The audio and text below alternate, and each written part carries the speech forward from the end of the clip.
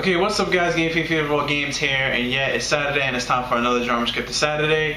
And on this Drama Scripted Saturday, I'm going to go over the Money in the Bank pay-per-view. I'm going to give you my predictions on how I feel the pay-per-view is going to play out. But first, let's start off with undrama scripted news. Randy Orton got a divorce, which sucks.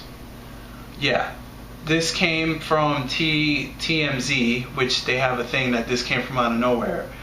But yeah, Randy Orton has gotten a divorce, and he gets the majority of his stuff. He had divorced his now ex-wife Samantha, and they were married since 2007.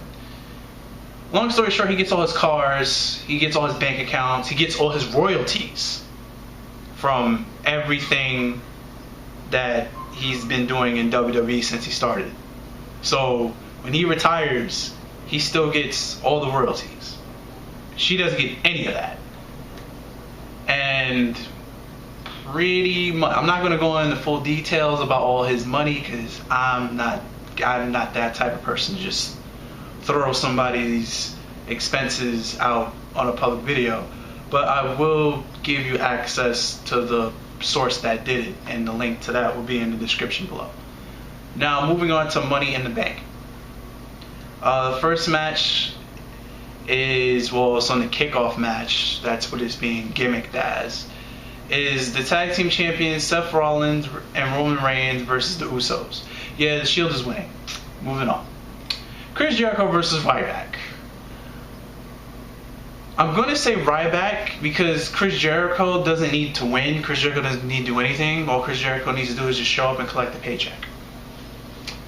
Because Chris Jericho is just being used to put people over, and Ryback needs a win after being built weak as shit, getting his ass kicked by John Cena, and then last Monday, the week before Monday, not this Monday, stopping the match. So now he looks weak as shit. So he needs a win.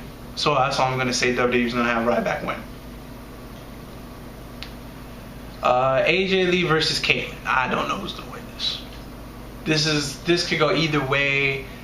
WWE can do anything. The imagination is in the air for this.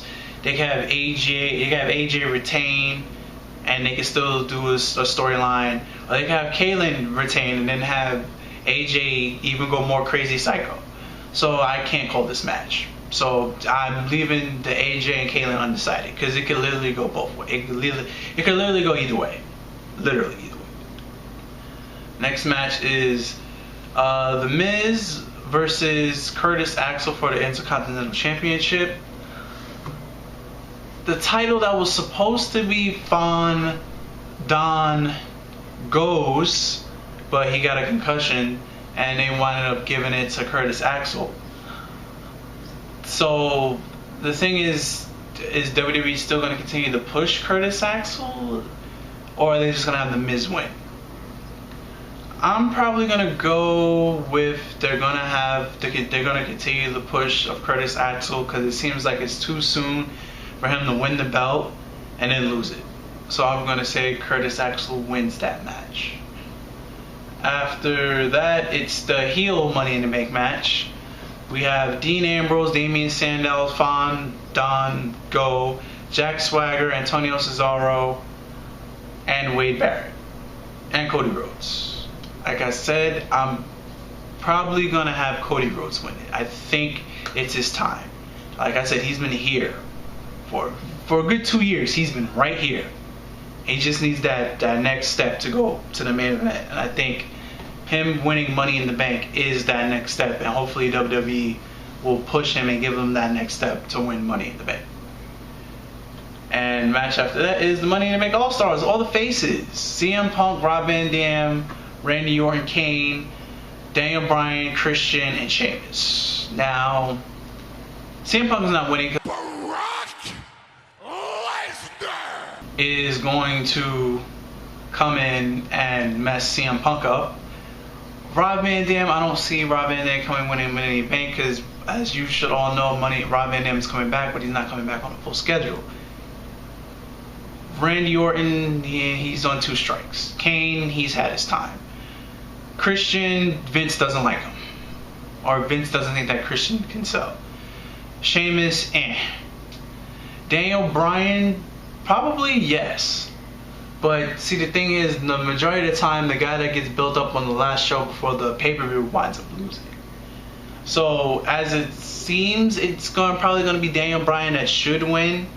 He's probably not going to win. But for the odds of it, I'm going to go ahead and say that he's going to win the Money in the Bank and continue his storyline of him proving himself that he's not the weak link.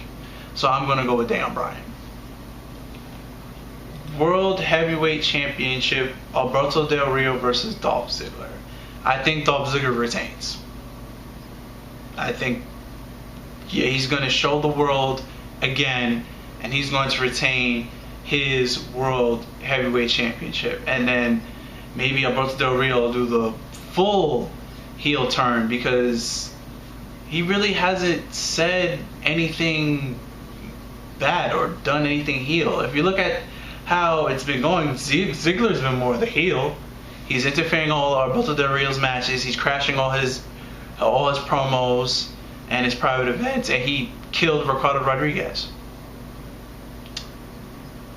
But he's the face. So I'm going to go with Dolph Ziggler winning this match. And for the main event, John Cena versus Mark Henry. Now, they've been building up Mark Henry so good that it's almost, you kind of hate to say that he's going to get run over by the Cena freight train. Like the promo that Jim Johnson put together, the package promo that he's in now, is just, with him building himself up through all the years, is just phenomenal. His career is just phenomenal. Now, this is the only thing that he doesn't have is a WWE title. I'm going to say that Cena loses, because it's just, that's all Mark Henry needs, so he could retire in the future for real. And that's what I'm going to stick with. And that's going to wrap it up for this week's Drama Scripted Saturday. Remember, there's a Drama Scripted Saturday every Saturday, and the ways to ask me a question to have it aired on Drama Scripted Saturday is in the description link below. And I'm Game Feed for the World Games, guys, and I'm out of here. Peace.